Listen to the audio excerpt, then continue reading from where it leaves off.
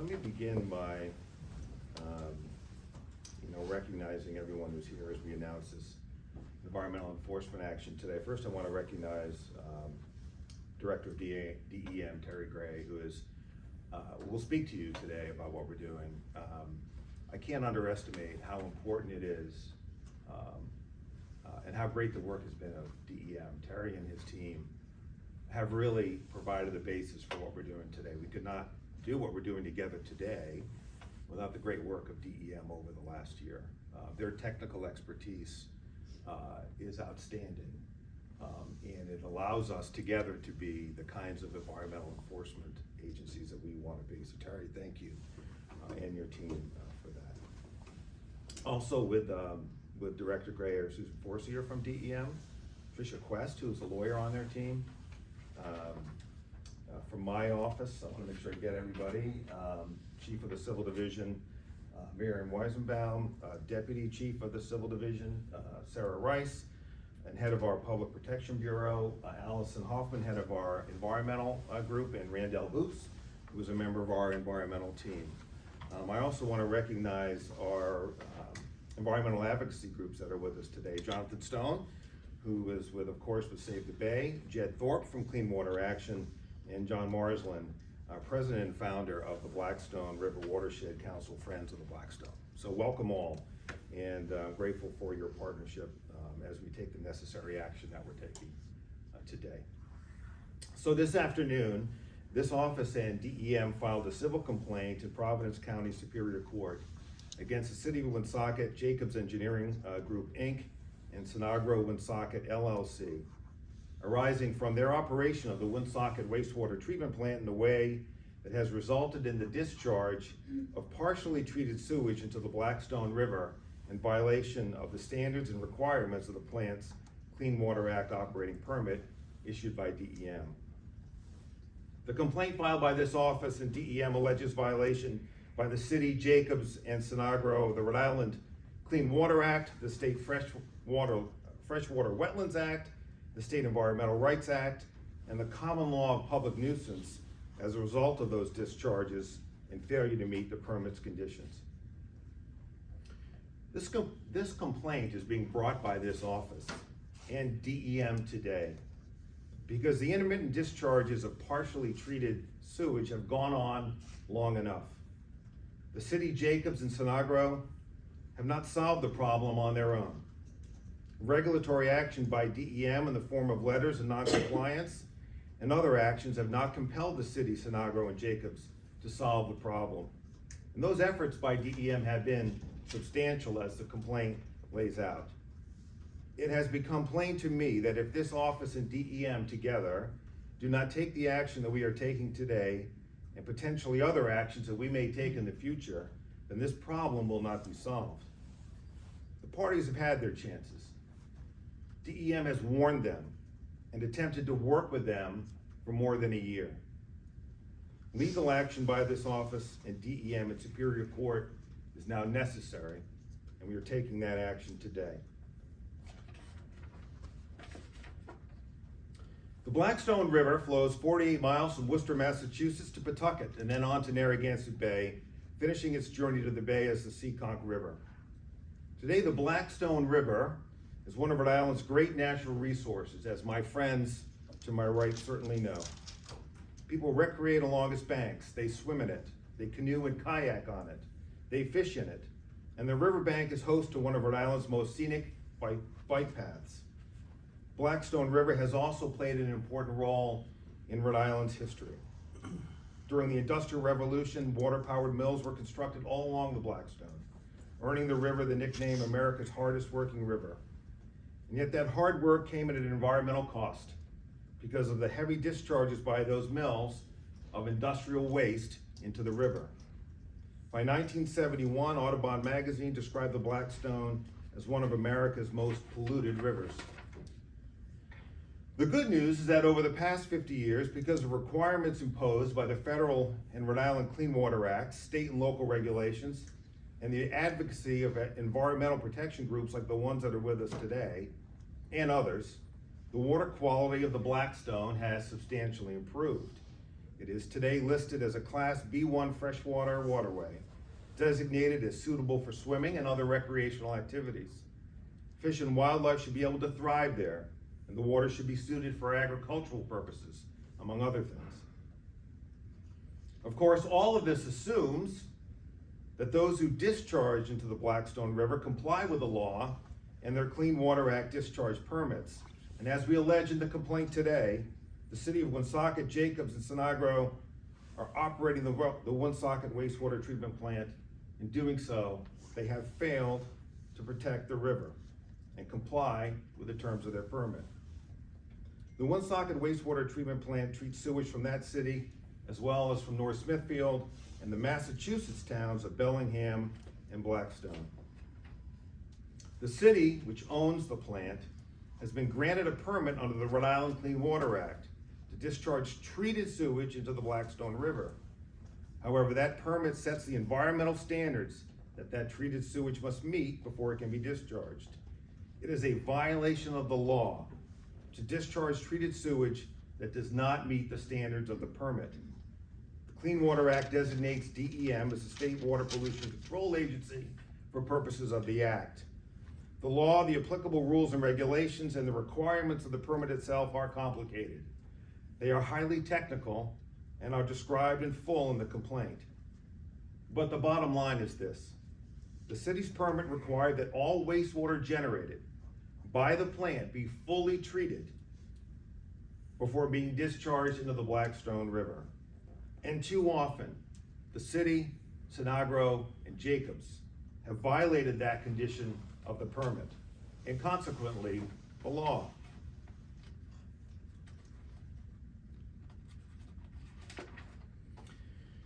In the course of treating the sewage that comes into the treatment plant from Woonsocket and 3 other towns that it serves, the plant generates sludge.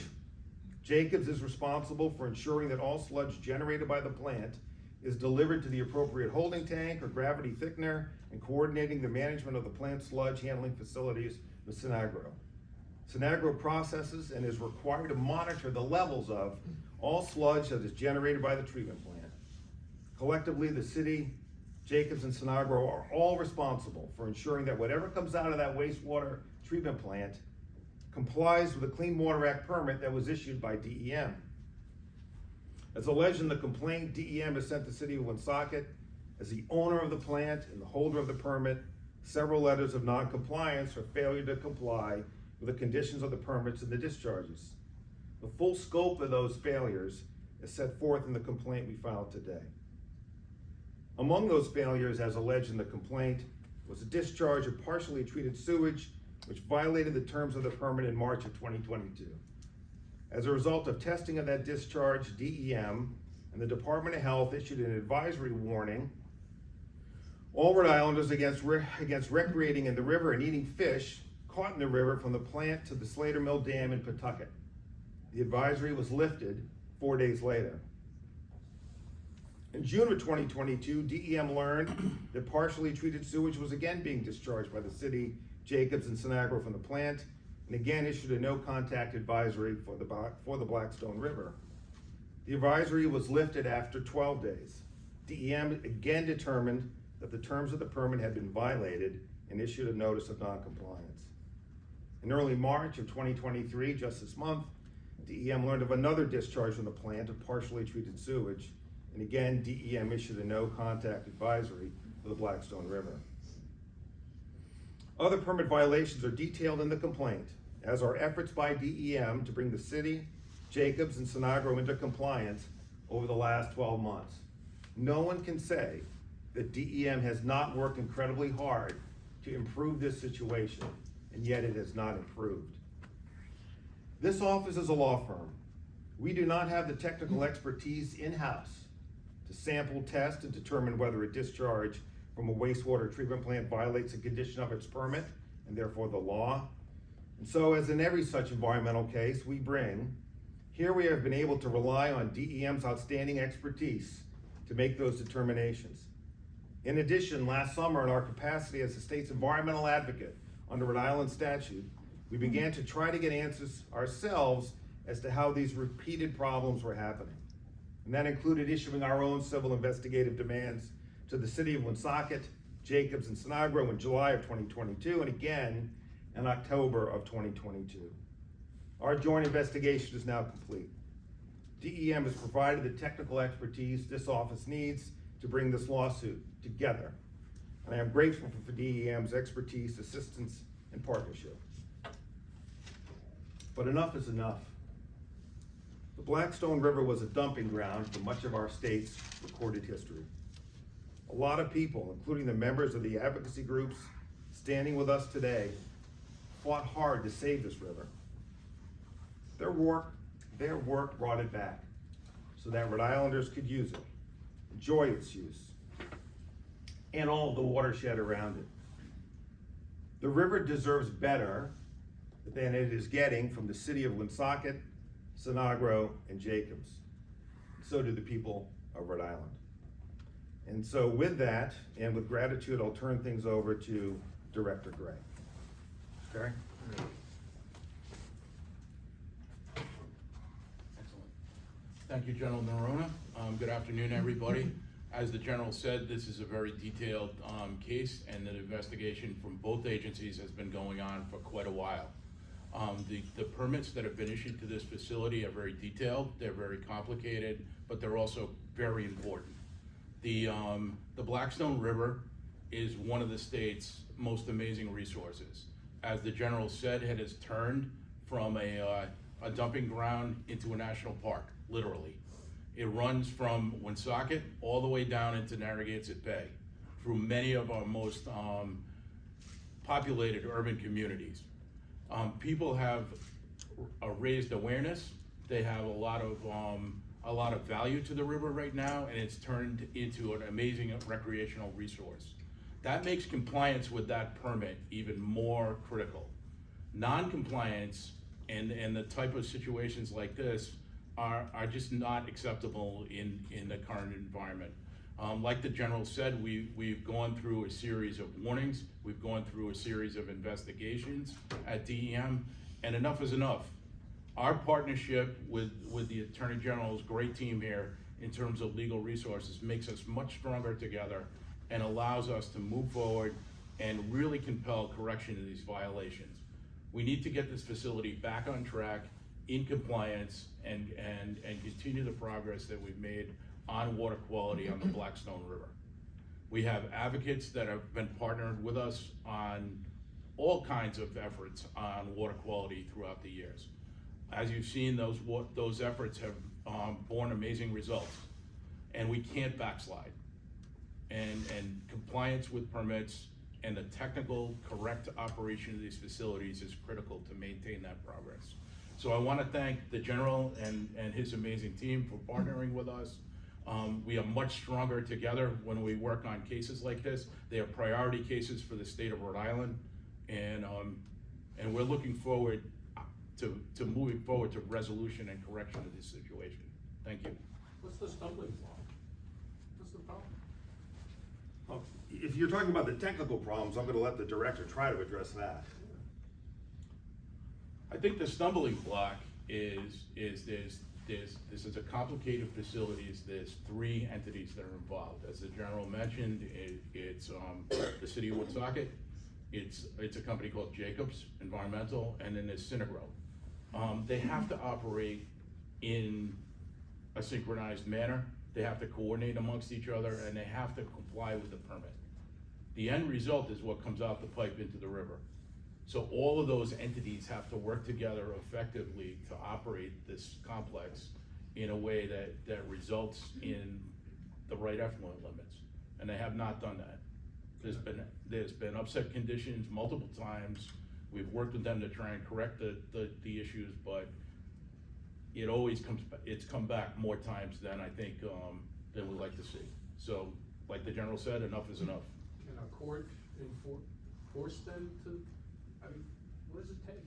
Yeah, I mean, I think Steve, what we're trying to accomplish here is as I said to our team the other day, the tab has to start running. I mean, there has to be a consequence. I mean, DEM has done everything in its power to assist and help them get to where they need to be. But at some point, they have to know there's a consequence. So the tab has to run. The tab's running today. So economic violations, I know you're asking me how much, at $25,000 per day under the Clean Water Act, $10,000 per day under the Freshwater Wetlands Act, and then of course injunctive relief is possible. But our goal here is not, well, first of all, let me point out that Jacobs is a very large company based in Dallas. So they are not a company without resources. Let me just say that right out of the chute. You know, the city of Woonsocket, I understand. I've spent plenty of time in Woonsocket, and I'm not interested, I know the director is not interested in burdening the taxpayers of Woonsocket. What we are fundamentally trying to do here is get these parties to the table, in front of a court, in a courtroom if necessary, okay? And get them to understand that, particularly Jacobs and Sinagro, that the tab is running, okay? And there are consequences. You know, I give DM a lot of credit. They're trying to bring this plant into compliance. They understand that, you know, things happen, but now things continue to happen. And I don't think anybody standing up here is convinced that things won't happen unless we do something that really starts that tab to run. And that's what we're doing today. The tab is running. And so they now know there is a significant consequence if this thing doesn't get fixed. And in my experience over the years, in a lot of contexts, until you give a consequence, a real one, change doesn't happen. And Director, if I might, how frustrating is it that this has been going on for a year and to, I guess, little effect? It's amazingly frustrating. I mean, when we see these type of situations, especially with an operator that has the resources that the general spoke about, we expect them to step up and fix the problem. And that requires engineering, evaluation, and an investment in corrective action. And the fact that that hasn't happened is extremely frustrating. And forgive me, respectfully, what's going on other than an exchange of letters? Well, I think that's one of the things that's sort of implicit in what we've both said this afternoon. A lot of times our investigations are very involved, but they're not apparent. Yeah. So the general and his team have been doing a lot of information demands, like you mentioned. That brings back a lot of technical information that then has to be evaluated and considered.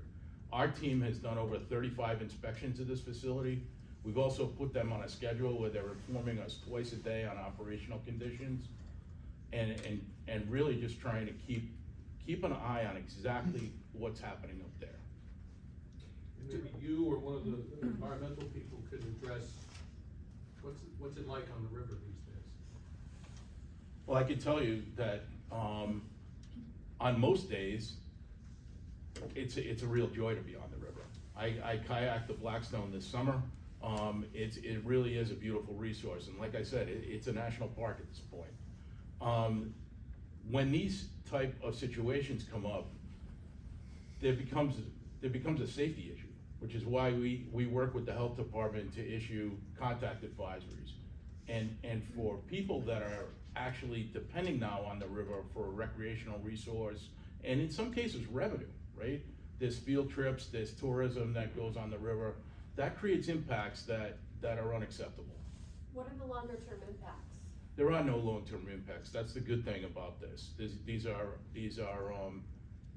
more like short-term upset conditions, and once they're corrected, they flush out of the system, and there are no long-term impacts. Is the no contact order that was issued last week still in place, and if so, how long do you expect We'll that be to lifting last? that later this afternoon. Okay, so does that mean that the current We've been tracking issue of compliance, discharge and has we've been been tracking resolved? water quality, Okay. and as a precautionary measure, we kept the no contact order in place during the storm that was predicted for the last couple of days. But now that the storm conditions have passed, there haven't been any recent upset conditions, then we're gonna lift the no contact order later this afternoon. You mentioned all those inspections and you mentioned all those non-compliance letters you sent. Do you wish you sent something stronger, maybe like a fine or something, to maybe really hammer down that this is unacceptable, what's happening in the river? Well, we were preparing to do that, and How much would that fine have been? I don't know off you the top of preparing? my head, but that's our two actions have come together as partner agencies, and that's what the general announced today, is the filing of that complaint. Have Jacobs or Sinagro responded to any of the letters or contact citations you've sent? Yes, but the conditions have repeated themselves, And ultimately, that's the bottom line, right, is performance. And the performance has been lacking, and as we said, enough is enough. There's no local utilities. Why is a private company from Dallas handling all this? That's a fairly, not common, but not an unusual situation to bring in what they call a professional operator to operate a complex facility like this. We have several municipalities or wastewater management districts that have contracted with outside entities to come in and do that. And these are multiple repeats. Based on the evidence, does it look like negligence, lack of expertise, or money just cutting the costs? What does it look like to you guys? I mean, it may be all of the above. Director, do we actually know how much untreated wastewater has been dumped into the river at this point?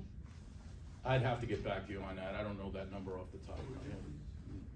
General, do you need a court finding to enforce these, you said $25,000 and $10,000? Yeah, Steve, exactly. You know, and look, I wanna point out that the complaint is a 31-page complaint.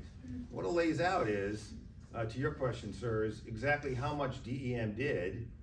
I mean, it wasn't like they just sent a letter of non-compliance and did nothing. They went into that plant and worked with them to try to get it back online. The problem is when they come back and they say they have a plan and the problem is fixed, but repeatedly there are incidents where it's not fixed, and the people of the state of Rhode Island lose days on the Blackstone. Well, there has to be a cost for that, right? Because maybe you give somebody a pass the first time, maybe even you give somebody a pass the second time. But the third time, the fourth time, then it's time to start running the tab.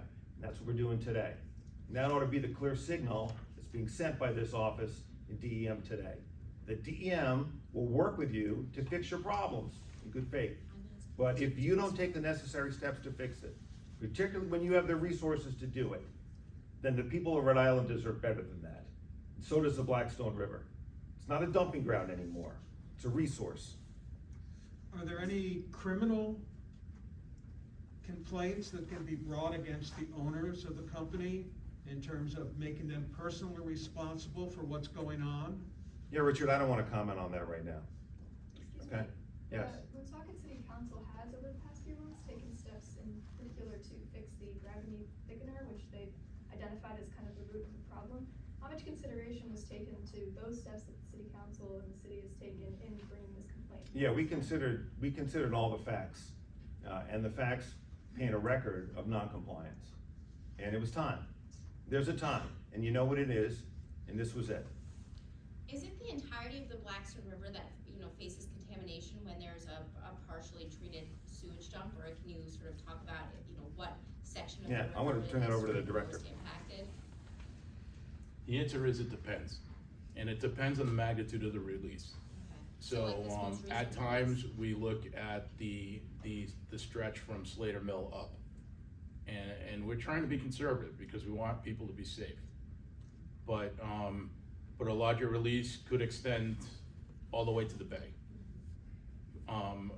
For most of these releases that we're talking about, we've been talking about that core area between Pawtucket and Woonsocket. So like in terms of like the percent of the river, the mileage, like what is the size area that you're talking about? All right, I'm not sure about Is it that one. affecting 50% of the river, 10% of the river, 80%? Probably between 30 and 50% of the river. But that's kind of a guess. Okay, Yeah, remember that river goes all the way to Worcester. right, well, that's what I'm asking. I'm talking about the Rhode Island. So it's gonna be piece. south of the plant, obviously. It's not gonna extend north, it's gonna only extend south. Has there been any action of this kind in the past? Oh, you're talking about just a Clean Water Act case, you mean? Yeah. Well, not in my administration. I really can't speak for others. I know Attorney General Lynch had a very strong environmental record and was quite active in the environmental Director, space. do you have any recollection? Go ahead. In terms of civil complaints like this, no.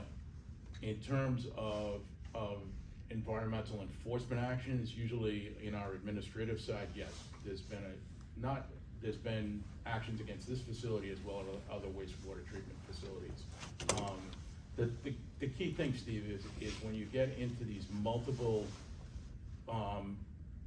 environmental conditions and resource like the Blackstone, it becomes an issue of statewide significance where we wanna partner with the Attorney General's Can your office. office administer fines? Can you issue fines? Yes, not yet, we are I in mean, this in case. any other cases? Yes. I mean, this is a repeated offense at this point.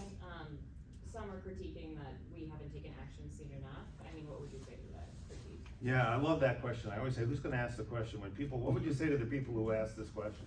Yeah, my answer to that is, you know, again, and if you read the complaint, it's a 31-page complaint, I know you guys haven't had a chance. Steve, you'll get it. This is always your issue. You will have it, I promise you.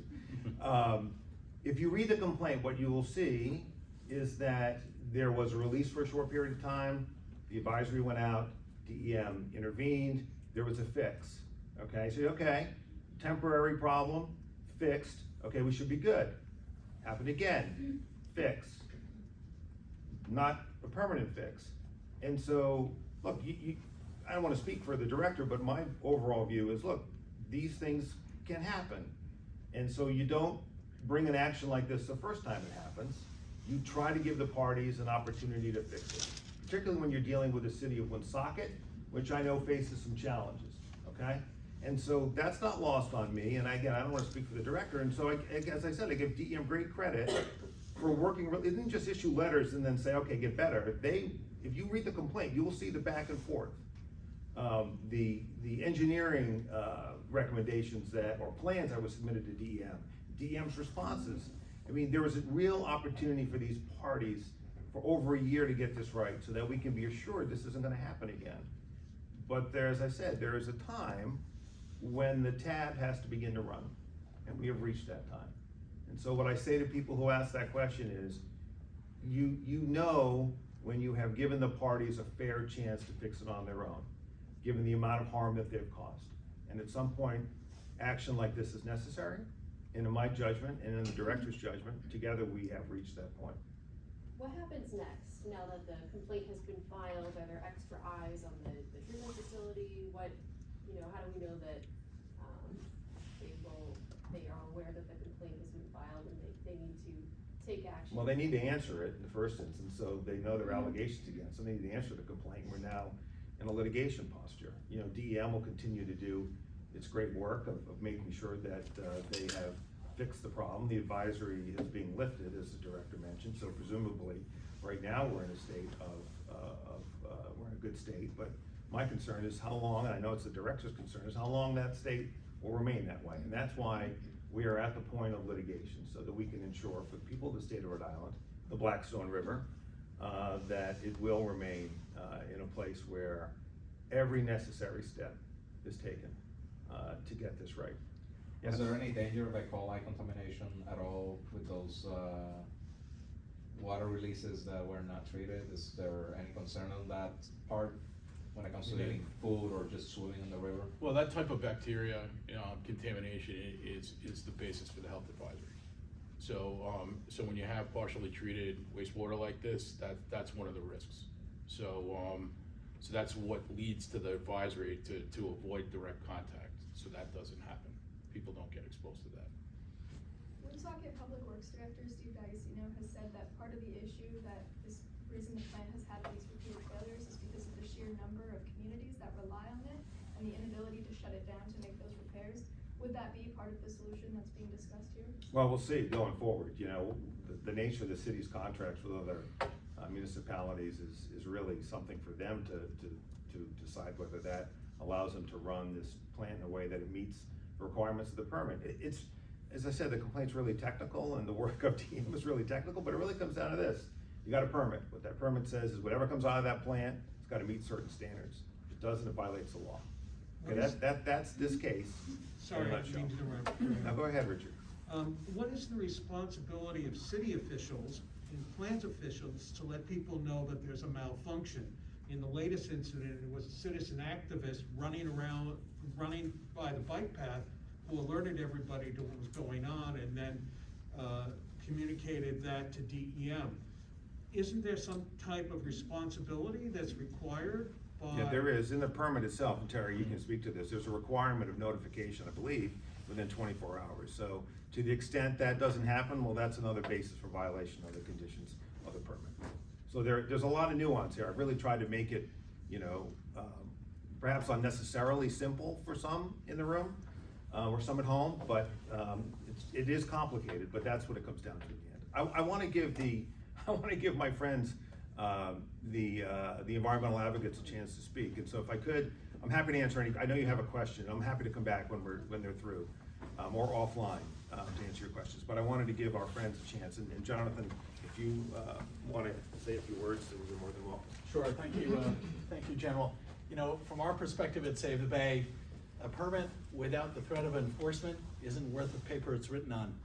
You have to enforce, and if you don't, it sends a message that permits can be violated. And this is a case where we are grateful for the Attorney General and his staff, and to the DEM and their staff for bringing to this point in time to make sure these releases do not happen again. Save the Bay and many other advocates, several of whom are here in this room with us, have worked for 50 years cleaning up this river. And it's an incredible success story. But to have a setback like this is an insult to the people of Rhode Island and to the natural resources that we rely on in this state, and to the recreational values the river brings, and the bay itself. So enough is enough.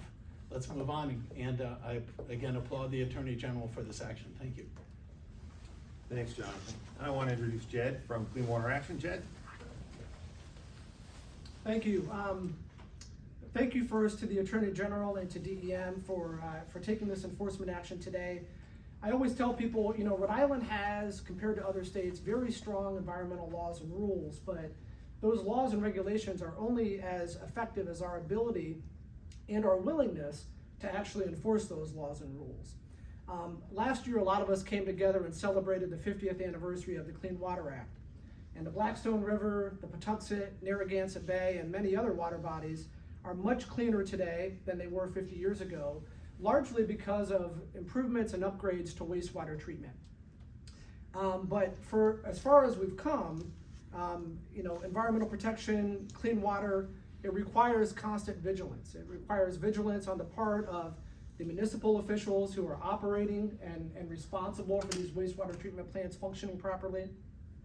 It requires constant vigilance by the public to be the eyes and ears out there along these water bodies. As someone noted, it was actually my predecessor, John Berard, who was out jogging along the Blackstone and just happened to notice this discharge and reported it to DEM. And of course, it requires vigilance on the part of DEM and those who are responsible for enforcing our environmental laws to respond to complaints and to ensure that our environmental laws are being properly enforced. So thank you again to the Attorney General and to DEM for taking this action. And we, of course, and our members look forward to seeing this issue resolved as quickly as possible. All right, and now, John, you would share some thoughts? Appreciate it. Friends of the Blackstone. My name's John Moslin. I'm a volunteer with Friends of the Blackstone. I've been volunteering for 33 years, pulling trash and debris and tires out of the Blackstone. We turned it from a dump to a recreational resource. And I'd like to thank Director Gray and General Verona for taking this action. Lately, we've been trying to work with the Narragansett Indian tribe to create a greater community voice for the river. There's a lot of good projects happening, like the Fish Ladder project, and we've been told we need a greater community voice, and these kind of disturbances in the river really set us back. And I'm so glad this is happening today. And what we give kids today is this blue marble. It stands for a clean water, a drop of clean water, and puts a smile on their face. And I'm just hoping we can keep the Blackstone clean so we can continue to use this as a symbol of our natural resource. Thank you. Spell your name first, Mr. Moslin. M-A-R-S-L-A-N-D. Thank you.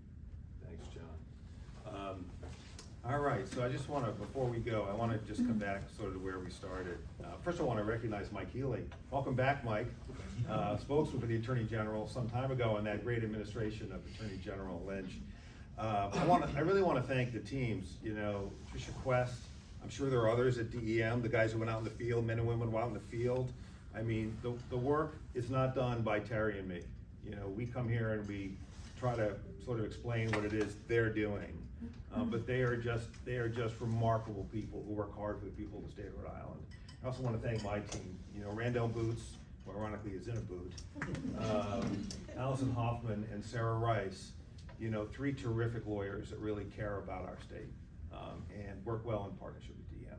So thank you all for coming, and with that, we'll leave you. Have a great rest of the day.